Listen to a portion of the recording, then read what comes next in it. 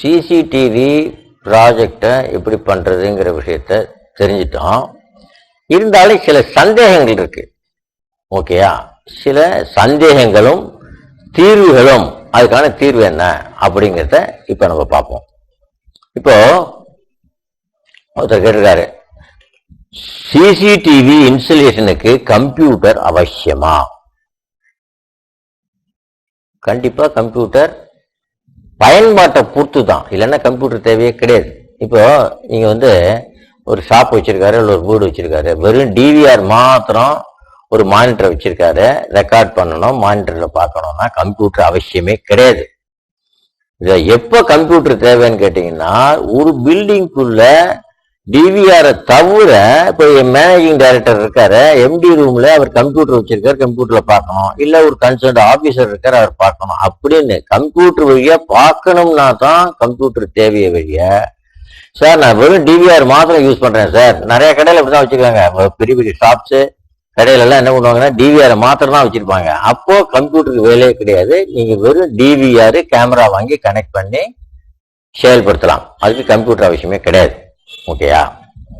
அடுத்த ஒருத்தர் கேட்டிருக்காரு, சார் டிவிஆரில் நெட்வொர்க் கான்ஃபிகரேஷன் அவசியமா? அதுவும் அதே மாதிரி தான் சார். நெட்வொர்க் கான்ஃபிகரேஷன் எப்போ வரும்னு கேட்டீங்கன்னாக்கா, நீங்க டிவிஆரை கம்ப்யூட்டர் வழியா பார்க்கணுங்கிற ஒரு எண்ணம் இருந்தால்தான், அவசியம் இருந்தால்தான். சார் நான் கம்ப்யூட்டர் யூஸ் பண்ண போறது இல்லை சார், இன்டர்நெட் வழியாவும் பிராட்பேண்ட் எனக்கு அவசியம் இல்லை சார், அப்போனா நீங்க நெட்வொர்க் கான்ஃபிகரேஷன் கம்ப்யூட்டர்ல பண்ண வேண்டிய விஷயமே கிடையாது, டிவிஆர்ல பண்ண வேண்டிய விஷயமே கிடையாது. சும்மா கனெக்ட் பண்ணுங்க, கனெக்ட் பண்ண உடனே கேமராவை கனெக்ட் பண்ண உடனே டிவிஆர்ல எல்லாத்தையும் பார்க்கலாம். நீங்க கம்ப்யூட்டர் அவசியமே கிடையாது. அதாவது டிவிஆரோட கேமராவை கனெக்ட் பண்ணி சுவிட்ச் ஆன் பண்ணியாச்சுன்னா எல்லா கேமராவையும் டிவிஆர்ல உடனடியா பார்க்கலாம். புரியுதா உங்களுக்கு? கம்ப்யூட்டர்ல கனெக்ட் பண்ணணுங்கிற அவசியமும் கிடையாது. அதே மாதிரி டிவிஆர்ல நெட்வொர்க் கான்ஃபிகரேஷன் பண்ணணுங்கிற அவசியமே கிடையாது. எப்போ நீங்க டிவிஆர் மாத்திரம் தான் சார் நான் யூஸ் பண்ண போறேன், கம்ப்யூட்டர்ல எனக்கு தேவையில்லை அப்படிங்கிற பட்சத்துல நெட்வொர்க் கான்ஃபிகரேஷன் தேவையே கிடையாது. எந்த கான்ஃபிகரேஷன் தேவையே கிடையாது. சிம்பிளா கேமராவை கனெக்ட் பண்ணுங்க, டிவிஆர்ல கனெக்ட் பண்ணுங்க, பவர் ஆன் பண்ணுங்க, எல்லாத்தையும் பாருங்க, ரெக்கார்டிங் செட்டிங்லாம் நீங்க பண்ணிக்கலாம். ஓகேயா? அதனால நெட்வொர்க் கான்ஃபிகரேஷன் அவசியம் இல்லை. அடுத்த போல இன்னொருத்தர் கேட்டிருக்காரு, சார் பிராட்பேண்ட் இணைப்பு கண்டிப்பாக தேவையா? இது அதே மாதிரி தான் சார். அதாவது என்னன்னு கேட்டீங்கன்னா, நான் டிவிஆரை மாத்திரம் தான் சார் பயன்படுத்த போறேன், இல்ல நெட்வொர்க்லையும் பண்ணலாம். நீங்க அதாவது LAN local area network building இருக்கு இல்லையா, ஒரு பில்டிங்குள்ள யார் வேணா கம்ப்யூட்டர் வழியா பார்க்கலாம். அப்படிங்கிற பட்சத்துல நீங்க பிராட்பேண்ட் தேவையே கிடையாது. பிராட்பேண்ட் எப்ப தேவைன்னாக்க, கம்ப்யூட்டர் வழியா லேண்ட் செட்டிங் மாத்திரம் பண்ணணும்னா பிராட்பேண்ட் கனெக்ஷன் தேவையில்லை. நீங்க மொபைல் வழியாகவோ கம்ப்யூட்டர் வழியாகவோ வெளி உலகத்திலேருந்து பார்க்கணும்னா தான் பிராட்பேண்ட் தேவை. ரொம்ப பேர் பிராட்பேண்டை வச்சுக்க மாட்டாங்க, ரொம்ப ரேர். புரியுதா? அதனால பிராட்பேண்ட் அவசியம் கிடையாது. டிடிஎன்எஸ் அக்கௌண்ட் அவசியம் தேவையா? டிடிஎஸ்ங்கிறது உங்களுக்கு சொல்லியிருக்கேன், டைனமிக் டிஎன்எஸ். இந்த டைனமிக் டிஎன்எஸ் எப்போ வரும்னு கேட்டீங்கன்னா, நீங்க வெளி உலகத்திலிருந்து கம்ப்யூட்டரை டிவிஆரை மொபைல் வழியாவோ இல்லைன்னா கம்ப்யூட்டர் வழியாவோ பார்க்கணும்னால் நமக்கு கொடுக்கறது டைனமிக் ஐபி, ஸ்டாட்டிக் ஐபி வாங்கல. ஸோ ஸ்டாட்டிக் ஐபி வாங்கினால் டிவைடிஎன்எஸ் அக்கௌண்ட் தேவையே கிடையாது. ரவுட்டர் சம்பந்தம் டைனமிக் ஐபி தான் கொடுப்பாங்க. சாதாரண ஒரு பிராட்பேண்ட் கனெக்ஷன் வாங்கினா டைனமிக் ஐபி தான் கொடுப்பாங்க. அப்போ கண்டிப்பா டிவைடிஎன்எஸ் அக்கௌண்ட் தேவை. எப்ப தேவையில்லை, நமக்கு ஃப்ரீ கொடுத்துடுறான். சில டிவிஆர்ல என்ன பண்றான், டிவைடிஎன்எஸ் சர்வீஸை ஃப்ரீயா கொடுக்குறான். அப்போ டிவைடிஎன்எஸ் அக்கௌண்ட் தேவையே கிடையாது. அதை தவிர இந்த ஃப்ரீ டிவைடிஎன்எஸ் தவிரவே சில டிவிஆர் காரர் என்ன பண்றாங்கன்னா, ஈஸி ஐடின்னு சொல்லிட்டு ஒரு ஐடி ஒன்று கொடுக்குறான். அதாவது அந்த டிவிஆருக்கு ஒரு ஐடி, அந்த ஐடியை போய் நீங்க மொபைல்லையோ அவன் கொடுக்குற சாஃப்ட்வேர் வச்சுட்டு மொபைல்லையோ கம்ப்யூட்டர்லயோ யூஸ் பண்ணீங்கன்னா நீங்க கனெக்டிவிட்டி கிடைச்சிடும். அப்பவும் டிடிஎன்எஸ் அக்கௌண்ட் தேவையில்லை. புரியுதா? டிடிஎன்எஸ் அக்கௌண்ட் எப்ப தேவைன்னு கேட்டாக்க, உங்களுக்கு டைனமிக் ஐபி ரவுட்டர்ல வந்த பிறகு நீங்கள் வெளி உலகத்திலிருந்து உங்க டிவிஆரை கனெக்ட் பண்ணணும் அப்படின்னு நினைச்சீங்கன்னா கண்டிப்பாக டிவைடிஎன்எஸ் அக்கௌண்ட் தேவை. ஸோ நான் டிவைடிஎன்எஸ் டிவிஆர் கொடுத்துருக்காங்கல்ல, அதை தான் பயன்படுத்த போறேன்னா இது தேவை கிடையாது. அதே மாதிரி அவன் ஐடியை தான் பயன்படுத்த போறேன்னா அப்பவும் டிவைடிஎன்எஸ் தேவை கிடையாது. புரியுதா? அதுக்கு அடுத்த போல மொபைல் சாப்ட்வேர் எல்லா டிவிஆருக்கும் பொருந்துமா? அதாவது ஒரே மொபைல் சாப்ட்வேர். டிவிஆர் நிறைய இருக்கு, நிறைய பிராண்ட் இருக்கு. இப்போ ஹை ஃபோக்கஸ் இருக்கு, புஷ் பிளஸ் இருக்கு, ஹிக்விஷன் இருக்கு, பேனசோனிக், சோனி, சிபி பிளஸ், இந்த மாதிரி நிறைய பிராண்ட் இருக்கு. ஒரே சாப்ட்வேர் எல்லாத்துக்கும் கண்டிப்பா பொருந்தாது.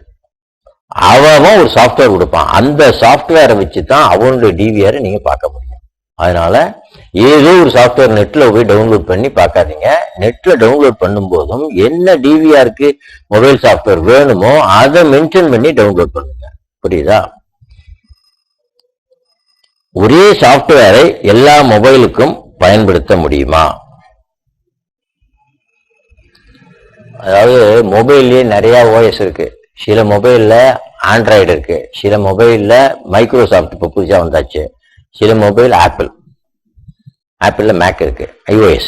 ஸோ இதுலயும் நீங்க அந்த டவுன்லோட் பண்ணும்போது போடணும், கூகுள்ல மென்ஷன் பண்ணணும், software for Windows, software for Android, software for iPhone அப்படின்னு போட்டு அதுக்குள்ள சாஃப்ட்வேர் டவுன்லோட் பண்ணி தான் பயன்படுத்தணும்.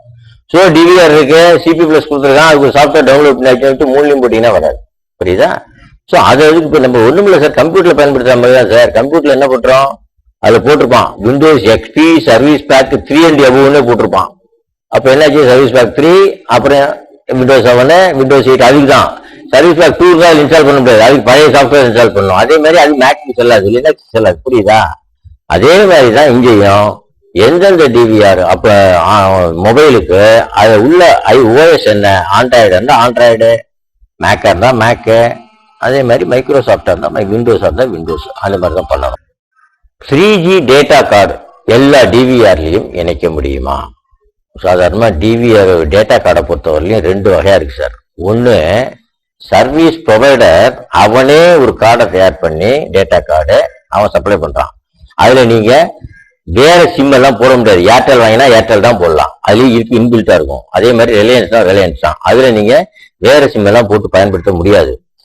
அதை தவிர யூனிவர்சல் டேட்டா கார்டுன்னு ஒண்ணு இருக்கு. அந்த யூனிவர்சல் டேட்டா கார்டுங்கிறது என்னன்னு கேட்டீங்கன்னா வெறும் மோடம் மாதிரி தான். நீங்க எந்த சிம் வேணாலும் அதுல போடலாம், ஏர்டெல்ல போடலாம், பிஎஸ்என்ல போடலாம், வோடபோன போடலாம், என்ன வேணா போட்டுக்கலாம். அது ஒரு டைப்பு. இப்போ இதுல என்ன பண்ணிருக்காங்கன்னா டிவிஆர்லயும் நீங்க மட்டும் யூனிவர்சல் டைப்பை வாங்கிட்டு போட்டீங்கன்னா சப்போர்ட் பண்ணாது. அவன் மென்ஷன் பண்ணிருப்பான் என்னென்ன பிராண்டு, இந்த டிவிஆர் இன்ன பிராண்டு, இன்ன நம்பர், மாடல் நம்பர், அதைத்தான் சப்போர்ட் பண்ணணும்னு கொடுத்துருப்பான். புரியுதா? புஷ் பிளஸுக்கு அதே மாதிரி ஒரு மாடல் நம்பர் தான் சப்போர்ட் பண்ணணும். அதை முதல்ல தெரிஞ்சுக்கோங்க. ஏன்னா சில இடத்துல வேலை செய்ய மாட்டேங்குது. எதுக்காக சொல்ல வரேன்னா, ஏற்கனவே ஒரு டேட்டா கார்டு மட்டும் இருக்கும், அதை போட்டு பாத்தீங்கன்னா வரலன்னு சொல்லிட்டு டயத்தை வேஸ்ட் பண்ணிட்டு இருக்காதீங்க. ஸோ டிவிஆர் வாங்கும் போதே அவங்கள்ட்டே கேளுங்க, இது எந்த கம்பெனி டேட்டா கார்டு சப்போர்ட் பண்ணும். உள்ள சிம் என்ன வேணா இருக்கலாம், அது பிரச்சனை கிடையாது. இந்த மோடம் டேட்டா கார்டுங்கிறது மோடம் சுருக்கம் பாருங்க, டாங்கிரும்போம், அதுதான். அது டிவிஆர் வித்தியாசப்படும். ஸோ அந்த டிவிஆர் எந்த மாடல் என்ன பிராண்ட் சப்போர்ட் பண்ணுங்கிறது கேட்டுட்டு அதை வாங்கி பயன்படுத்துங்க. இப்போ ஏற்கனவே நான் சொல்லியிருக்கேன், நீங்க ஏதாவது கான்ஃபிகரேஷன் ப்ராப்ளம் இருந்தால் நீங்க சைட்டுக்கு போக வேண்டாம்னு சொல்லியிருக்கேன். ஸோ ஒருத்தர் கேட்டிருக்காரு, வெளியூரில் இருந்து ரவுட்டரை கான்ஃபிகர் பண்ண முடியுமா, டிவிஆரை கான்ஃபிகரை கரெக்ட் பண்ண முடியுமா? ஏதாவது தப்பா இருந்ததுனாக்கா, நீங்க இப்போ சப்போஸ் கோயம்புத்தூர்ல இருக்கீங்க சார், மெட்ராஸ் வந்துட்டீங்க, அங்க டிவிஆர்ல ஒன்றும் ரெக்கார்டெல்லாம் ஆக மாட்டேங்குது, சரியா தெரிய மாட்டேங்குன்னு சொல்றான். இங்க இருந்து அங்க உடனே ஓட வேண்டாம், இங்க இருந்து எப்படி பண்றதுன்னு சொன்னீங்களே, அது எப்படி செய்யறதுன்னு கேட்கறாங்க. ஓகே, எப்படி பண்றதுன்னு கேட்டீங்கன்னா, சாதாரணமா ரிமோட் டெஸ்க்டாப்பு கேள்விப்பட்டிருப்பீங்க, மைக்ரோசாஃப்ட்லயே இருக்கு. ரிமோட் டெஸ்க்டாப்புங்கிறது, இப்போ ஒருத்தர் இருக்காரு, டி நகர்ல இருக்காரு, சர்வீஸ் இன்ஜினியர், பாரிஸ் கார்ல இருக்காரு, எம்எஸ் ஆபீஸ் இன்ஸ்டால் பண்ண தெரியல சார், நீங்க இன்ஸ்டால் பண்ணுங்கிறாரு. ஒன்றும் தேவையே இல்லை, அவர் அங்கே இருந்து இந்த சிஸ்டத்தை இன்ஸ்டால் பண்ணிடலாம், இந்த சிஸ்டத்தை கண்ட்ரோல் அங்கே கொண்டு போடலாம். அந்த கான்செப்ட் தான் ரிமோட் டெஸ்க்டாப். அதாவது என்னன்னு கேட்டீங்கன்னா, இது மைக்ரோசாஃப்ட்ல ரிமோட் டெஸ்க்டாப்னு ஒரு கான்செப்ட் இருக்கு, அதை பயன்படுத்தலாம். அதை பயன்படுத்திட்டீங்கன்னா இந்த கம்ப்யூட்டர் கண்ட்ரோல் அங்கேயே போடும்.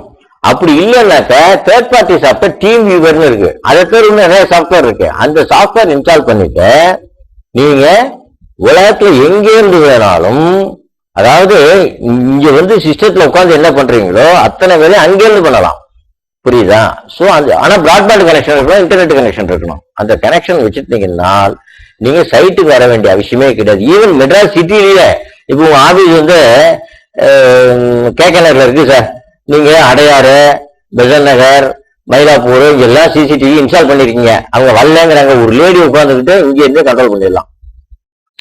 இப்போ ஒண்ணுமே இல்லை. பிராட்பேண்டுகள் என்ன பண்றாங்க, பிராட்பேண்டுக்கு வேலை செய்யலன்னு நீங்க சொல்றீங்க, உடனே என்ன பண்றாங்க, கஸ்டமர் கேர்ல என்ன பண்றாங்க, இங்க ஒரு லேடி ஆன் பண்ணுங்க, இதை கிளிக் பண்ணுங்க, அங்க ரைட் கிளிக் பண்ணுங்க, லெஃப்ட் கிளிக் பண்ணுங்க, இதெல்லாம் செலக்ட் பண்ணி என்னென்ன ஐபி அட்ரஸ் இருக்கு சொல்லி பண்றாங்க இல்லையா? இது சொல்லவே வேண்டாம், நீங்களே டேரக்டா கண்ட்ரோல் கொண்டு வந்துடலாம். இது வெரி சிம்பிள். அதாவது அதனாலதான் சொன்னேன் உங்களுக்கு, மெயின்டெனன்ஸ்ல ப்ராப்ளமே கிடையாது.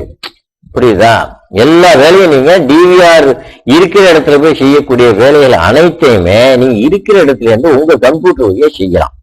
இதுக்கு தேர்ட் பார்ட்டி சாப்ட்வேர் பேரு டீம் விவர் எல்லாருக்குமே தெரியும். இல்லைன்னா ரிமோட் டெஸ்க்டாப் கம்ப்யூட்டர்லயே அதை வச்சு நீங்க பண்ணலாம்.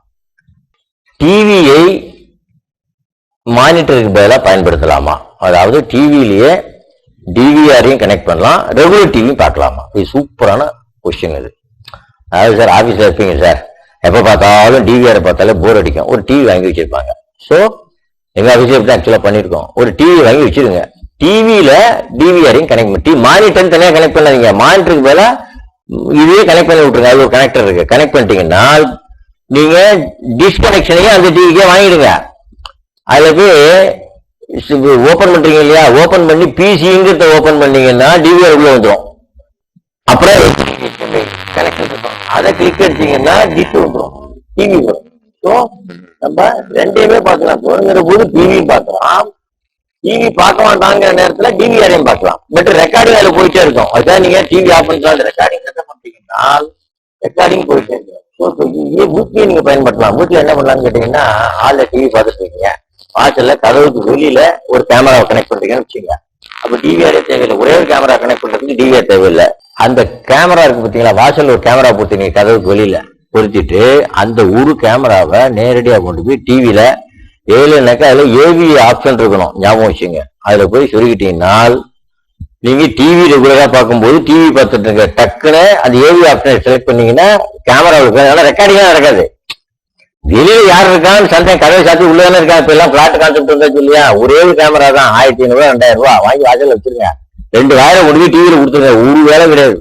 டிவியே ரெகுலரா பாருங்க. காலிங் பெல் அடிச்சா வச்சுங்க, நீங்க எழுதி ஓடி பார்க்க வேண்டாம், டக்கு இங்க உள்ளுக்குள்ளேயே போய் பிசிஏ, இப்போ லேட்டஸ்ட் இதெல்லாம் பிசின்னு இருக்கும், இல்லைன்னா ஏவி இருக்கும், கிளிக் அடிச்சீங்கன்னா உடனே அந்த கேமரா உள்ள இன்ஃபர்மேஷன் பூரா டிவியில தெரிய ஆரம்பிச்சிடும். அந்த மாதிரியே நீங்க தாராளமா பண்ணலாம். ஸோ டிவியை நீங்க மானிட்டர் யூஸ் பண்ணலாம். அதே மாதிரி வீட்டுல எல்லாம் இப்ப எல்லாம் பயமா இருக்கு இல்லையா, உங்களுக்கு ஓல்டேஜ் பீப்புள் இருக்காங்க, ஒருத்தரோ 2 பேர் இருக்காங்க, கிரில் போட்டாலும் திறந்து பார்க்கறதுக்கு பயமா இருக்கு. ஸோ வெளியில யாருமே லென்ஸ் வச்சிருப்பாங்க. இப்ப அந்த கான்செப்டே தேவையில்லை, ஒரு கேமரா வச்சிருக்க வெளியில வச்சுட்டு நீங்க டிவியில கனெக்ட் பண்ணிடுங்க, டிவி பார்த்துட்டே இருப்பீங்க, காலிங் பில் அடிச்ச உடனே டிவிலேயே நீங்க பார்த்துலாம் வெளியில யார் இருக்கான்னு சொல்லிட்டு. புரியுதா? ஸோ அந்த மாதிரி நீங்க செட் பண்ணலாம். அப்புறம் ஒருத்தர் கேட்டிருக்காரு, சார் இது தொழிலா பண்ணலாம்னு சொல்லிருக்கீங்க, ஒரு பிசினஸா பண்ணலாம், சிசிடிவி கேமரா பண்ணலாமா, பெண்களும் பண்ணலாமா? இது ஒரு நல்ல கேள்விதான். அது என்னன்னு கேட்டீங்கன்னா, சிசிடிவியை பொறுத்தவரையிலும் 8 இருந்து 88 வரையும் எல்லாருமே கத்துக்கலாம். முதல்ல இதுல ஹார்ட் ஒர்க்னு ஒண்ணுமே கிடையாது, கஷ்டமான வேலையே எதுவுமே கிடையாது.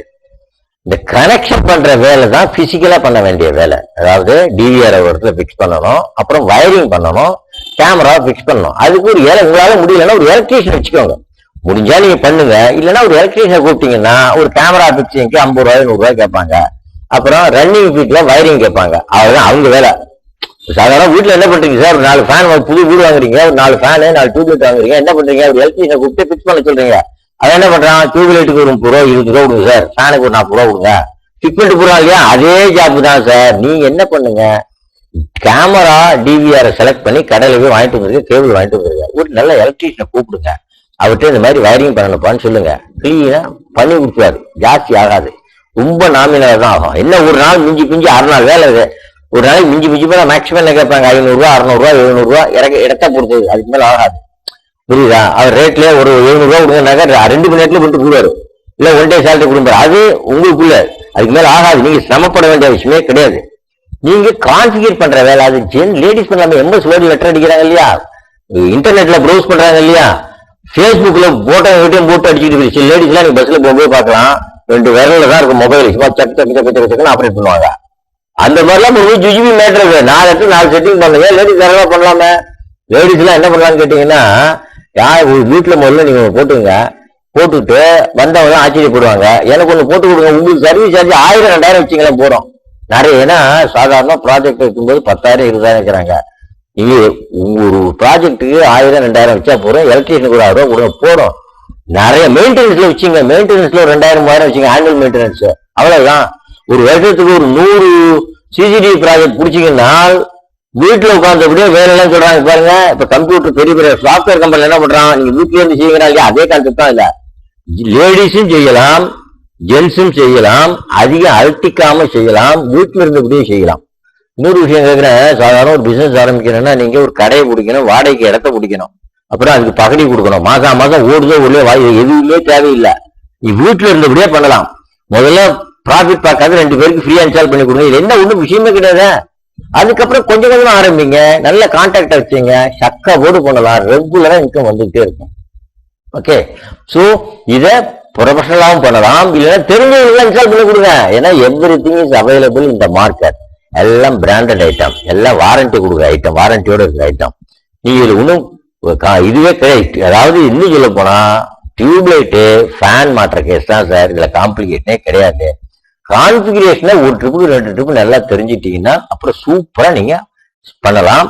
நல்ல, அதாவது வேலை கிடைக்கலன்னு சொல்லிட்டு அலைய வேண்டிய விஷயமே இல்லை. இருக்கிற இடத்துல இருந்து நல்லா பிசினஸ் பண்ணி நம்மள அப்படியே சம்பாதிக்கலாம். இப்ப நீங்க இதுவரையிலையும் பார்த்துட்டீங்க, அதாவது ஒரு சிசிவி ப்ராஜெக்டை எப்படி எக்ஸிக்யூட் பண்ணி பக்காவா ஒர்க் பண்ண வைக்கிறதுங்கிறத பார்த்துட்டோம். இது ஒரு எக்ஸலண்ட் ஜாப் சார். இன்னைக்கு என்னன்னு கேட்டீங்கன்னா,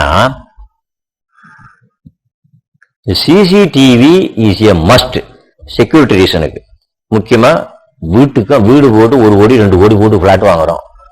ஜஸ்ட் ஒரு 15,000 to 20,000 rupees நீங்க பண்ணினா, வெளியில விட்டு பண்ண சொன்னீங்கன்னா 30,000-40,000 ரூபாய்.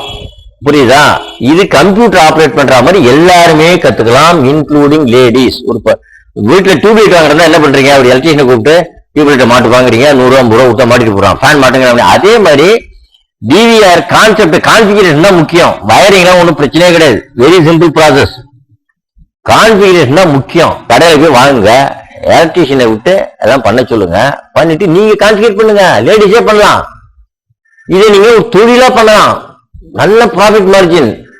எவ்வளவு ப்ராஃபிட் மார்ஜின் நீங்களே கண்டுபிடிச்சுங்க. நீங்க என்ன பண்ணுங்க, ஒரு 4 டிவி 4 கேமரா போட்டு ஒரு டிவிஆர் போடணும், பேப்பர்ல ஆட் வருது இல்லையா, அவங்க எல்லாம் கேளுங்க. அவங்க என்னென்ன பிராண்ட் யூஸ் பண்றாங்க என்னன்னு கேட்டுங்க. அதே பேர் சீட்ல கேளுங்க விலைய, அப்போ தெரியும் உங்களுக்கு, அசந்து போடுவீங்க. 2வது மெயின்டெனன்ஸுக்கு ஒரு வழி அவங்கள்ட்ட போனது ஒண்ணுமே தேவையில்லை. லேடிஸ் எல்லாம் வீட்டுல இருந்தபடியே நல்லா சம்பாதிக்கலாம்.